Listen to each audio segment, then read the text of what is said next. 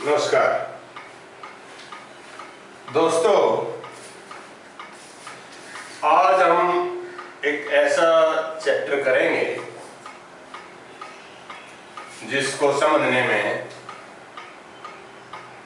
Students को काफी ज्यादा दिक्कत आती है और चैप्टर का नाम है फाइनाइट वर्ब्स और नॉन फाइनाइट। इसमें जो आई की साउंड है फाइनाइट में, वो वही साउंड है जो आई की साउंड 5 में है। 5 में जो आई की साउंड है वही साउंड फाइनाइट में है और वही साउंड नॉन फाइनाइट। देखिए ये कुछ सेंटेंस देखिए। I want to play, you want to play, he wants to play, they want to play. इनको देखिए पहले।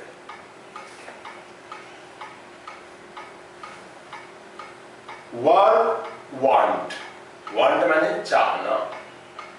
दूसरे वर्ब प्ले, प्ले माने खेलना। दो वर्ब है इस सेंटेंस में, एक ही सेंटेंस में दो वर्ब है। इसमें भी, इसमें भी, इसमें। और आपने देख लिया होगा अब तक कि ये जो पहले वाली वर्ब है वांट, इसकी फॉर्म बदल रही है। इसमें एस लगा हुआ है, इसकी फॉर्म वही है play play play play, to play to play to play to. एक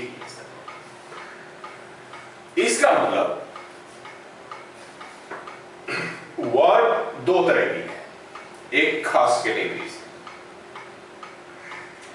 एक तो वो वर्ब है, वर्ब का वर्ब न है, वर्ब नहीं है ये, बल्कि वर्ब के रूप है। वर्ब के रूप हिंदी में जैसे होते हैं, मैंने बताया था कि जो मेन वर्ब है वो है खेलना, और उसका रूप बनता है खेलता है, खेल रहे हैं, खेल चुके हैं, खेल चुका होगा। इस तरह से, इसी तरह से इंग्लिश में भी होता है। तो वांट का रूप बन गया वांट्स। यहां ये क्यों बना? क्योंकि वर्ब की ये जो पहली फॉर्म होती है, ये आपने प्रेजेंट इंडेफिनिट टेंस करते हुए देखा होगा कि इस का जो एग्रीमेंट है वो सब्जेक्ट के हिसाब से होना चाहिए। यानी सब्जेक्ट अगर सिंगुलर है तो भी फर्क पड़ेगा, और सब्जेक्ट के पर्सन पे भी फर्क पड़ेगा। यानी सब्जेक्ट बेशक सिंगुलर हो, लेकिन वो फर्स्ट पर्सन है या सेकंड पर्सन है तो एस नहीं लगेगा। हाँ, थर्ड पर्सन का सिंगुलर है तो एस लगेगा, थर्ड पर्सन के प्लूरल पे भी एस नहीं लगेगा इसके अंत में। इसका मतलब इस वर्ब का रूप सब्जेक्ट के पर्सन के हिसाब से भी बदलता है और सब्जेक्ट के नंबर के हिसाब से भी बदलता है, सब्जेक्ट की संख्या के हिसाब से भी बदलता है और सब्जेक्ट के पर्सन के हिसाब से भी बदलता है।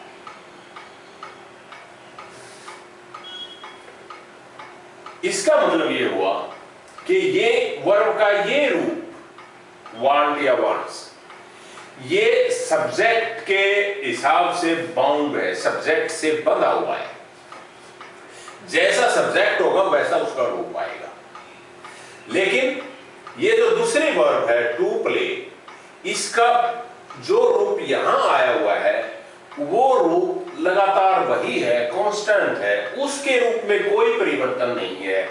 सब्जेक्ट का नंबर या पर्सन बदल जाने से इसके रूप पे कोई चेंज नहीं है, इसके पे है। इसका मतलब ये रूप क्रिया का बंधा हुआ है, ये रूप खुला हुआ है, स्वतंत्र है।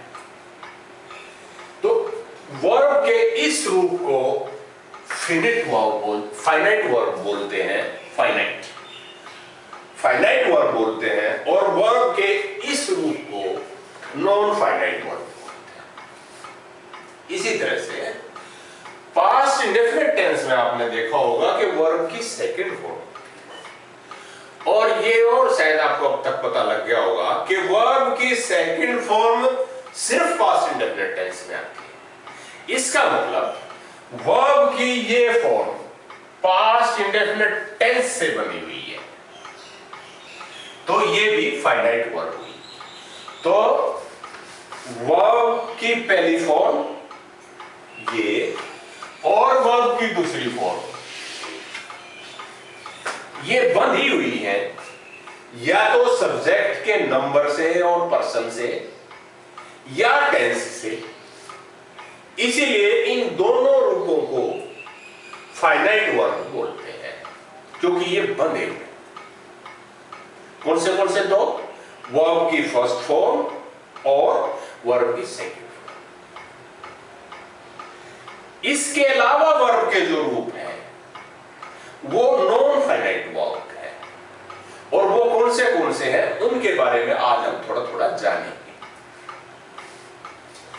एक तो ये,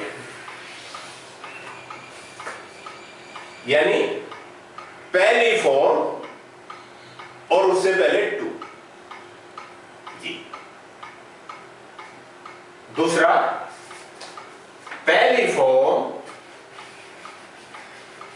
और इसके एंड में आईएनजी, ये। और तीसरी फॉर्म को आप जानते ही हैं,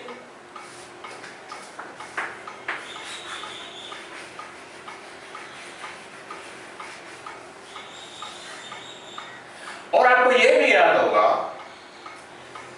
कि जो वर्ब की चौथी फॉर्म है, या जो वर्ब के एंड में आईएनजी लगाने से जो फॉर्म बनती है, उसका प्रयोग कंटिन्यूअस और परफेक्ट कंटिन्यूअस टेंस में भी होता है। लेकिन ये सिर्फ उसी से बनी हुई हो ऐसा नहीं है, इनका प्रयोग इसके अलावा भी होता है, इसलिए ये नॉन फाइनाइट वर्ब। इसी तरह से वर्ब की थर्ड फॉर्म, इसका प्रयोग परफेक्ट टेंसेस में होता है, लेकिन इसका प्रयोग उसके साथ बंधा हुआ नहीं है। ऐसा नहीं है कि इसका प्रयोग सिर्फ परफेक्ट टेंसेस में होगा, इसके अलावा भी इसका प्रयोग होता है, इसलिए ये भी नॉन फाइनाइट वर्ब। तो नॉन फाइनाइट वर्ब तीन रूप वाली हुई। पहला, वर्ब के पहली फॉर्म से पहले टू लगा दो, इसको बोलते हैं इन्फिनिटिव।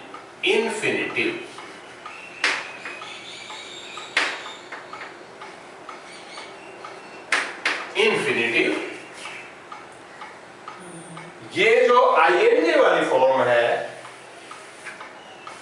इसको बोलते हैं जिरंड।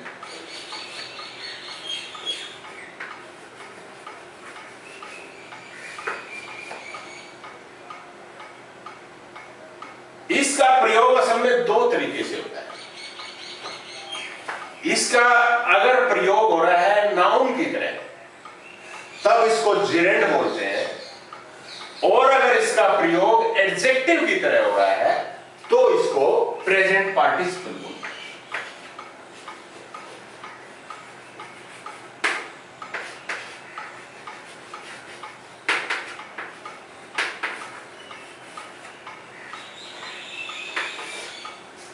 जिरेंड और प्रेजेंट पार्टिसिपल। इसका कब प्रयोग जिरेंड की तरह होगा, कब प्रयोग प्रेजेंट पार्टिसिपल की तरह होगा, और क्या उसमें भेद है, वो सब भी हम बाद में आपको बताएंगे। पर पहले ये बता दें कि प्लेइंग यानी वर्ब के आगे, वर्ब के एंड में आईएनजी वाली जो फॉर्म है, उसका दो तरह से प्रयोग होता है। या तो वो नाउन की तरह प्रयोग होगी, उस फॉर्म में हम उसको जिरेंड बोलते हैं, या वो एडजेक्टिव की तरह प्रयोग होगी, उस फॉर्म में उसको हम प्रेजेंट पार्टिसिपल बोलते हैं। और ये प्रयोग कंटिन्यूअस टेंस में जो वर्ब की तरह प्रयोग होता है, उसके अलावा है। थर्ड फॉर्म का प्रयोग एडजेक्टिव की तरह होता है, विशेषण की तरह होता है, यानी वो नाउन को क्वालिफाई करती है, और उस स्थिति में इसको हम पास्ट पार्टिसिपल बोलते हैं।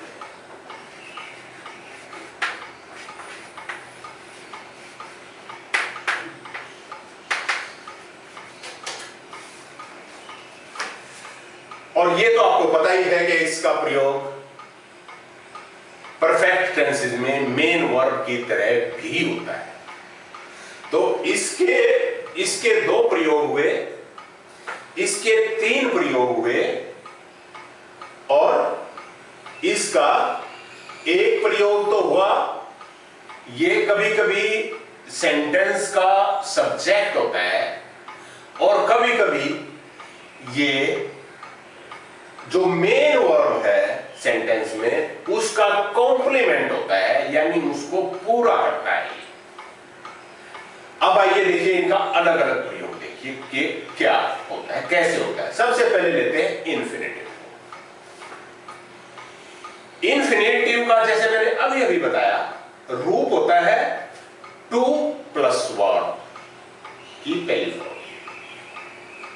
इसका प्रयोग, पहला प्रयोग मेन वर्ब का complement.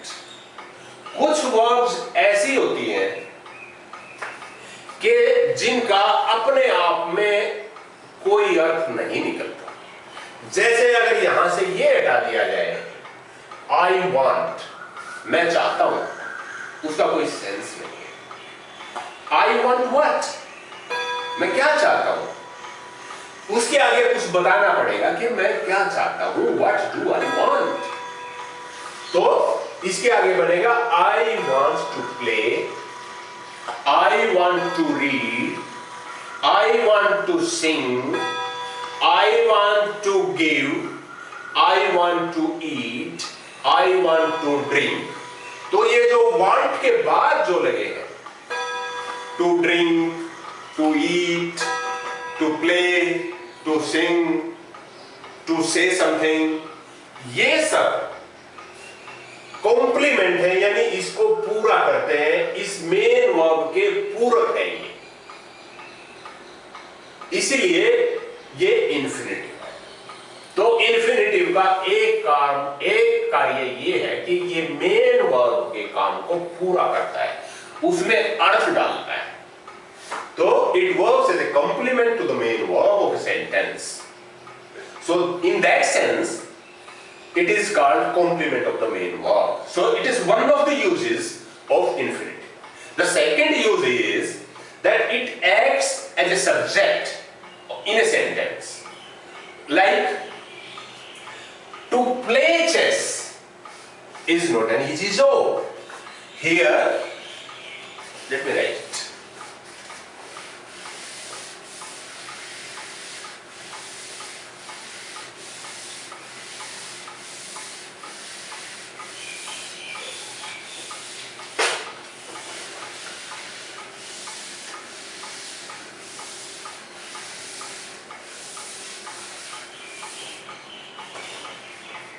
So first use of infinitive we learned was that it acts as a complement to the main verb.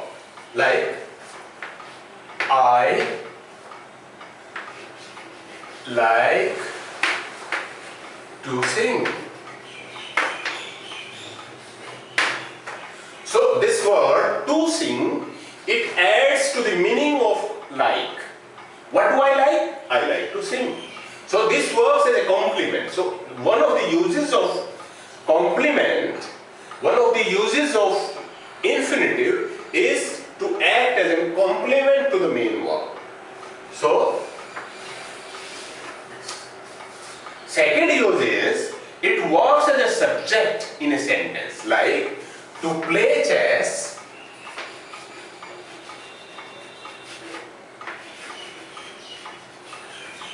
is not easy. Chess खेलना आसान नहीं है, यानी सब्जेक्ट हुआ ये टू प्ले, खेलना, यहां पर इसने सब्जेक्ट का काम किया। लेकिन जब आप हिंदी में बोलते हैं ना, देखिए हिंदी में ये सब ओरिजिनल शब्द की तरह होता है। ओरिजिनल क्रिया होती है, खेलना। चेस खेलना आसान नहीं है, तो खेलना आया, उसका खेलना का रूप कुछ नहीं बदला है। इसी तरह से मैं गाना, आई लाइक टू सिंग, मुझे गाना पसंद है, मैं गाना पसंद करता हूं, तो गाना वो ओरिजिनल फॉर्म में है। तो ये दो यूज इंफिनिटिव के हैं। अब देखते हैं जेरेंड का यूज।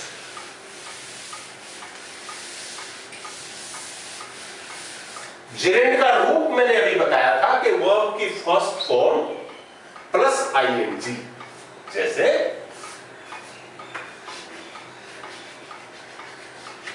प्ले, आईएनजी, प्लेइंग, ये जेरेंड है, या ये प्रेजेंट पार्टिसिपल है।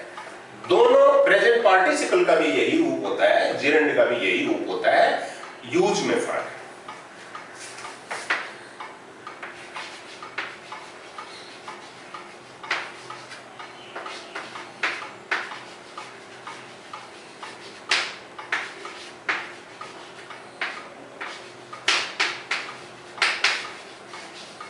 देखिए जेरेंड में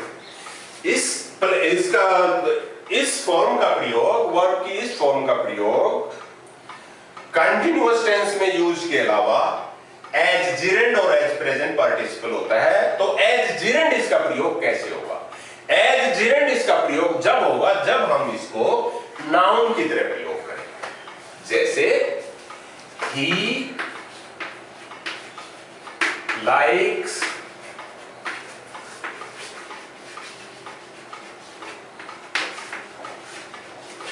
प्लेइंग हॉकी।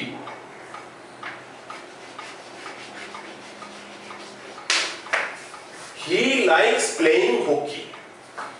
उसे हॉकी खेलना पसंद है।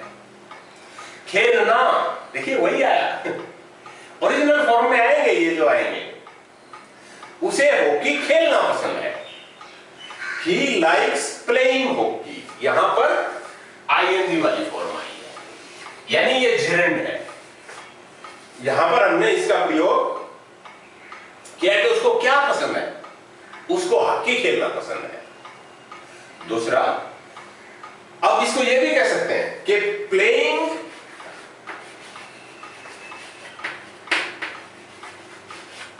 Hockey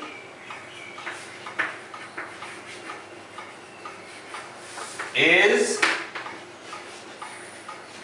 good for health.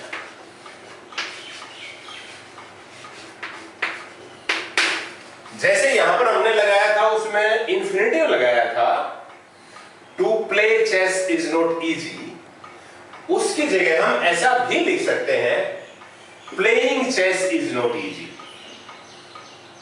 यानी यहां पर सब्जेक्ट जेरेंड भी हो सकता है और इंफिनिटिव भी हो सकता है, दोनों यूज होते हैं।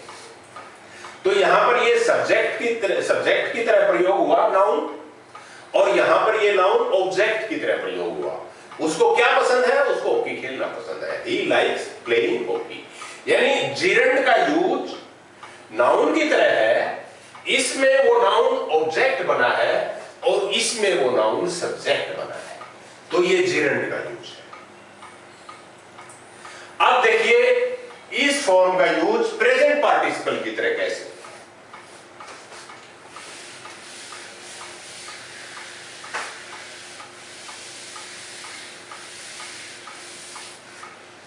देखिए कई बार हम किसी नाउन की कोई विशेषता बताते हैं और उस विशेषता में कुछ काम हो रहा होता है। जैसे मैंने एक रोते हुए लड़के को देखा, यानी वो लड़का देखा जो रो रहा था, उस लड़के की विशेषता है कि रोता हुआ लड़का। तो ये विशेषण है, ये लड़के की विशेषता बता रहा है। तो अंग्रेजी बनेगी I saw a weeping boy.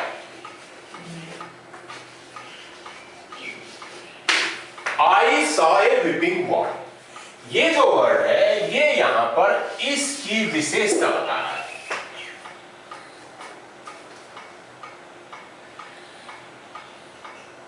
You can see falling leaves.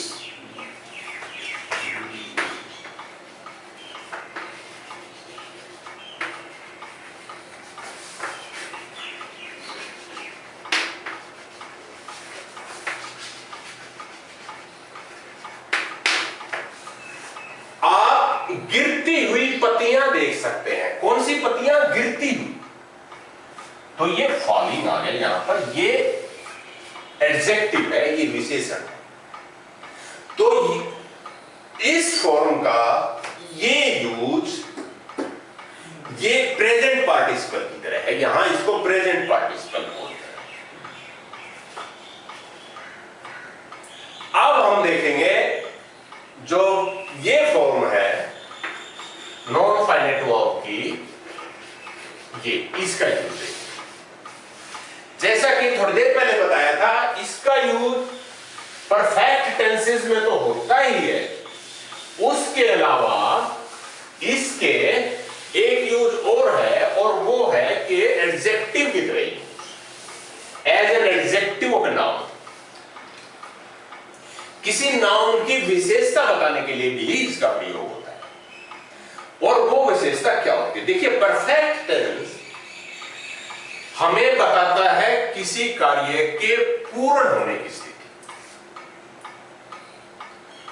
जैसे हम कहें कि पत्ती गिर चुकी है पेड़ से, the leaf has fallen. Verb की थर्ड फॉर्म आ गई फॉलन। अब वो जो पत्ती है वो गिर चुकी है। अब उस पत्ती की विशेषता अगर हम बतानी हो, गिरी हुई पत्ती कहना हो, तो वहां भी हम पत्ती शब्द से पहले गिरी हुई लगा रहे हैं। और अंग्रेजी में इसके लिए वर्ब की थर्ड फॉर्म वाला जो शब्द होता है उसका प्रयोग करते हैं, fallen, fallen leaf.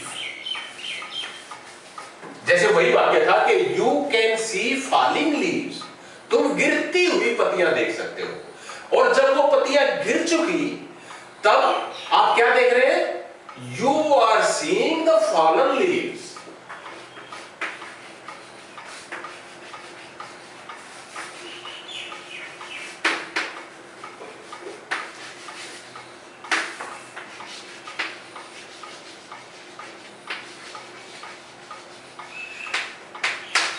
Fallen leaves.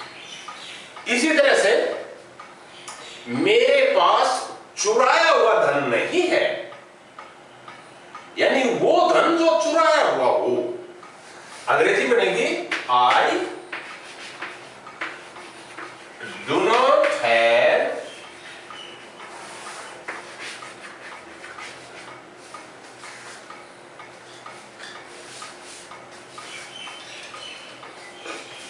Stolen wealth.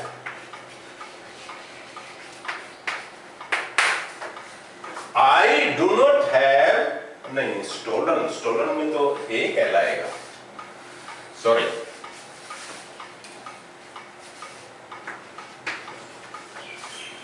I do not have stolen wealth.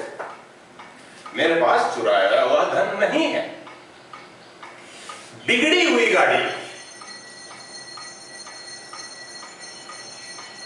Damaged car,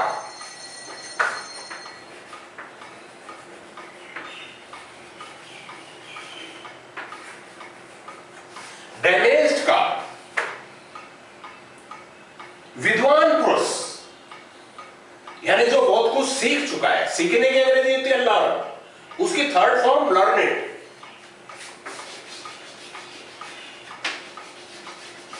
learned person, विद्वान।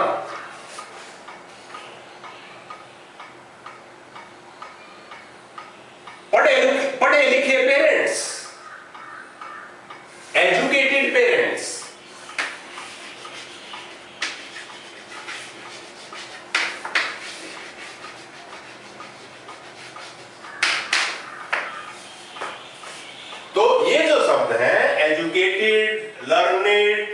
फॉलन, स्टोलन, डैमेज्ड, ये पास्ट पार्टिसिपल हैं, ये वर्ब की थर्ड फॉर्म है। लेकिन यहां पर इनका प्रयोग परफेक्ट टेंस में होने की बजाय एक नाउन के विशेषता बताने के लिए हो रहा है। जैसे एजुकेटेड, ये पेरेंट्स की विशेषता बता रहा है। लर्नेड, पर्सन की विशेषता बता रहा है।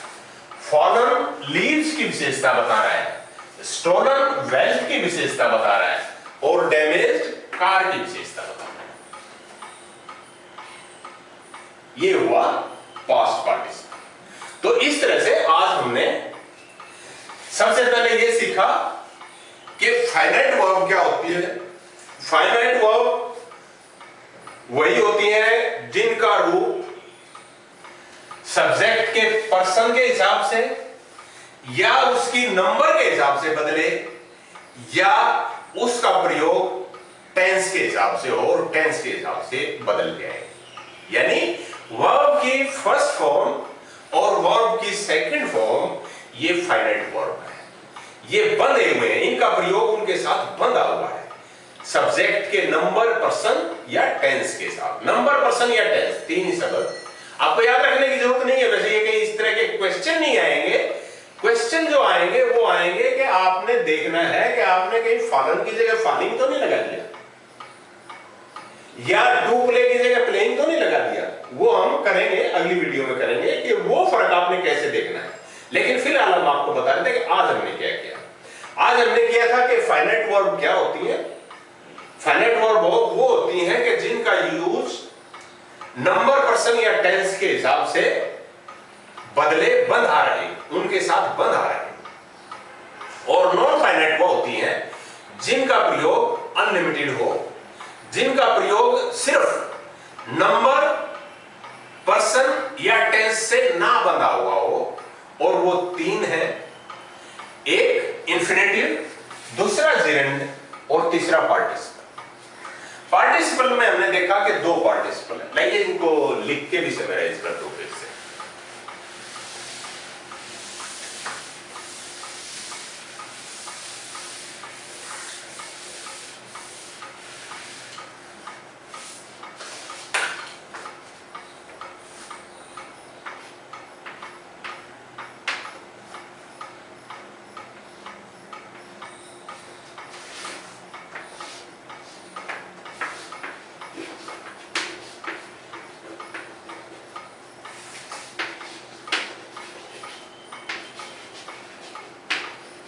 ये तो हो फाइनाइट वर्ब फर्स्ट फॉर्म और सेकंड फॉर्म, और नॉन फाइनाइट के तीन हुए। एक हुआ इंफिनिटिव, दूसरा हुआ जेरेंड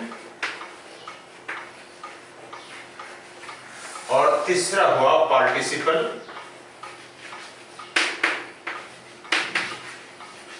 पार्टिसिपल में आगे दो हुए, प्रेजेंट पार्टिसिपल और पास्ट पार्टिसिपल। एक परफेक्ट पार्टिसिपल भी होता है वो, लेकिन ज्यादा इंपॉर्टेंट नहीं है इसलिए मैंने उसको छोड़ दिया। फिर कभी अगर मौका मिला तो फिर कभी करेंगे। तो आप देखिए इनका यूज देख लें एक बार। इसका यूज प्रेजेंट इंडेफिनिट टेंस में, इसका यूज पास्ट इंडेफिनिट में,